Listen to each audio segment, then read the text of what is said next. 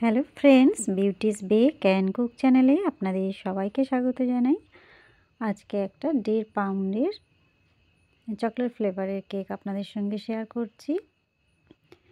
কেকটা আমি প্রথমেই 3টে লেয়ারে কেটে ক্রাম কোট করে ফ্রিজে রেখে দিয়েছিলাম 10-15 মিনিট।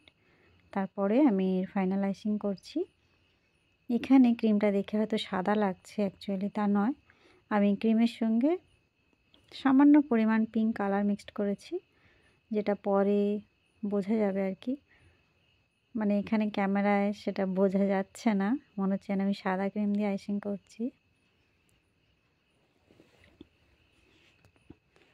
আইসিংটা যখন করি আর কি, যথেষ্ট টাইম দিয়েই করি। এখানে সেটা স্পিডে দেখিয়ে দিই, কেননা অত টাইম ধরে দেখাতে গেলে অনেক বড় হয়ে যাবে ভিডিও, আর আপনারাও বোর হয়ে যাবেন।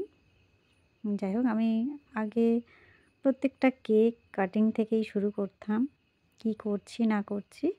এখন আর সেটা দেখাতে পারি না, টাইমের অভাবে, প্লাস ফোনের স্টোরেজ অনেক বেশি ফুল হয়ে থাকে আর কি, যার জন্য এটা আমি আর শুটিং করতে পারি না।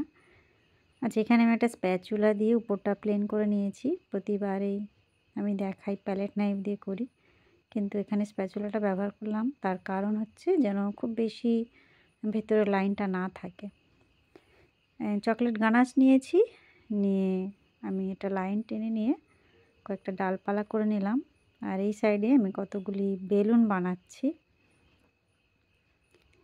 কাস্টমারদের এটাই ডিমান্ড ছিল, কেন কি আমি এর আগেও একটা কেক তাদের জন্য বানিয়ে দিয়েছিলাম এরকম বেলুন দিয়ে।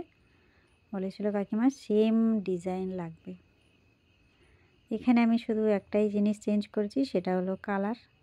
আগেরটা ছিল ইয়েলোর উপরে, আর এটা আমি করেছি পিঙ্কের উপরে। আমি কিন্তু ক্রিমে এখানে পিঙ্ক কালার মিক্সড করিনি।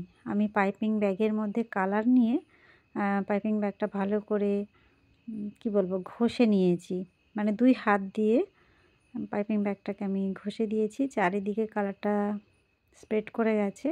আর মাঝখানে যে ক্রিমটা দিয়েছি সাদা ক্রিম দিয়েছি, যার জন্য ফুলের কালারগুলো দেখুন পুরো আলাদা রকম লাগছে। এটা যদি সামনাসামনি দেখাতে পারতাম তাহলে বুঝতে পারতেন আমি কি ডিফারেন্সের কথা বলছি।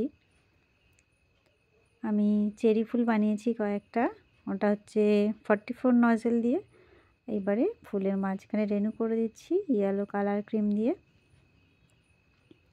ফুলগুলো দেখতে কিন্তু দারুণ সুন্দর লাগে, ছোট ছোট ফুল তো। আর এই যে পাইপিং ব্যাগ দিয়ে একদম ছোট্ট ছোট্ট পাতা বানিয়ে দিচ্ছি। নজেল দিয়ে করলে এর থেকে বড় পাতা বাড়ায় আর কি। আমি পাইপিং ব্যাগটা ছোট্ট করে কেটে নিয়েছি। আমি এর আগে অনেকবার শেয়ার করেছি কিভাবে পাতা বানাই পাইপিং ব্যাগ দিয়ে। ভি শেপ করে কেটে নিতে হবে। আবার কাটিং 2-3 রকমেরও রয়েছে, পাতা এক এক ধরনের মানে বার হবে। যাই পাতাগুলো এখানে আমি করে নিয়েছি। যেখানে যেখানে মনে হচ্ছে সেখানে সেখানে আরেকটু দিচ্ছি। ফুল আমি বেশি এখানে করিনি, কেননা সবসময় বেশি ফুল দিলেই যে ভালো লাগবে এরকম কোনো কথা নয়। এক একটা ডিজাইন এক এক ধরনের হয়, সেই জন্য খেয়াল করি কোনটা ঠিক লাগবে আর কোনটা খুব বেশি হয়ে যাচ্ছে। আস্তে আস্তে অভিজ্ঞতা হচ্ছে আর কি। আমি বেশ কয়েক বছর রয়েছি এই লাইনে। এটা হচ্ছে আমি পাইপিং জেল দিচ্ছি, রেড কালার মিক্সড করে নিয়েছি। আবার অনেকেই প্রশ্ন করবেন পাইপিং জেলটা কি। আমি নিউট্রাল গ্লেজ জেলের কথা বলছি। সেই জেলের সঙ্গে আমি একটা রেড কালার একবার অরেঞ্জ কালার মিক্সড করে বেলুনগুলো দিয়ে দিলাম। এটাই আর ইয়েলো কালার আমি মিক্সড করিনি, ক্রিমটা যেহেতু ইয়েলো ছিল সেটা দিয়েই করে নিয়েছি।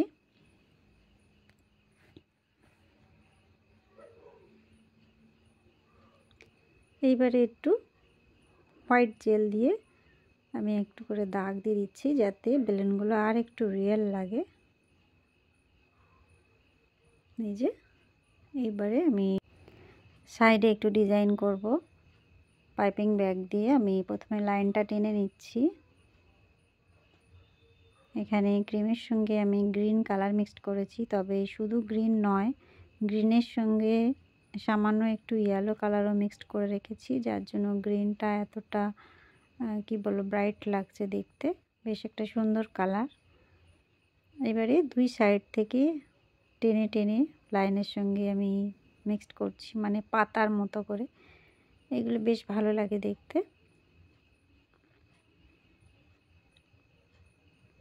সাইডটা প্লেন রাখলে সেটাও ভালো লাগে, তবে মনে হলো একটু ডিজাইন করলে বেশি সুন্দর লাগবে, মানে হালকার উপরে যতটা সুন্দর করা যায়।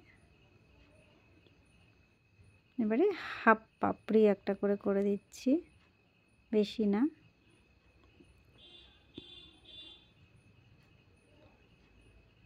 এই যে পাপড়িগুলো কমপ্লিট করে ফেলেছি। এখানটায় হ্যাপি বার্থডে নামটা লিখে দেব। আমার গানাশটা দেখে বুঝতেই পারছেন কীরকম পর্যায়ে আছে। এর থেকে খুব বেশি পাতলা হলে তখন লিখতে অসুবিধা হয়, মানে কন্ট্রোল করা যায় না। যাদের অসুবিধা হবে আমি বলবো যে ক্রিম নিলে বেস্ট রেজাল্ট পাওয়া যাবে, তবে ক্রিমের সঙ্গে যদি হালকা করে একটু গ্লেজ জেল মিক্সড করে নেন তাহলে সেটা আরও স্মুথ হয়ে যাবে। এই যে নামটা লেখা কমপ্লিট। আমার কেকটা দেখুন বন্ধুরা কেমন লাগছে। ভালো লাগলে বা একটু হেল্পফুল মনে হলে অবশ্যই একটা লাইক করবেন, চ্যানেলটা সাবস্ক্রাইব করে রাখবেন। আমি ফেসবুক, ইনস্টাগ্রাম, ইউটিউব 3 জায়গাতেই আছি, আমাকে ফলো করতে পারেন। Bye bye.